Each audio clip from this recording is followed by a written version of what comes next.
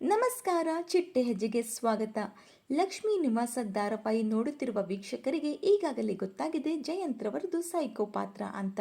ಹೌದು, ಜಯಂತ್ ರವರಿಗೆ ಅವರ ಯಾವುದೇ ವಸ್ತು ಒಂದು ಸ್ವಲ್ಪ ಆಚೆ ಈಚೆ ಆದರೂ ಕೂಡ ಅವರ ಕೈಯಲ್ಲಿ ಸಹಿಸೋಕೆ ಆಗಲ್ಲ.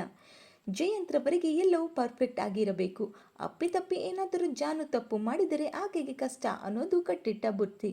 ಒಂದು ಜಿರಳೆ ಜಾನುವಿಗೆ ಸ್ಪರ್ಶ ಮಾಡಿದ್ದು ಜಯಂತ್ ಕೈಯಲ್ಲಿ ಸಹಿಸೋಕ್ಕಾಗಿಲ್ಲ. ಇನ್ನು ಮುಂದಿನ ದಿನಗಳಲ್ಲಿ ವಿಶ್ವ ಜಾನುವಿನ ಪ್ರಾಣ ಸ್ನೇಹಿತ ಅನ್ನುವ ವಿಷಯ ಆಗೇ ಆಗುತ್ತೆ. ಹಾಗೂ ವಿಶ್ವನ ಪ್ರೀತಿಯ ವಿಷಯ ಕೂಡ ಗೊತ್ತಾಗುತ್ತದೆ. ಆಗ ಜಯಂತ್ ವಿಶ್ವ ಹಾಗೂ ಜಾನುವಿಗೆ ಒಂದು ಗತಿ ಮಾಡೇ ಮಾಡುತ್ತಾನೆ ಅನ್ನೋದು ನಮ್ಮ ಅನಿಸಿಕೆ. ಇದರ ಕುರಿತು ನಿಮ್ಮ ಅನಿಸಿಕೆಗಳನ್ನು ಕಮೆಂಟ್ ಮೂಲಕ ತಿಳಿಸಿ.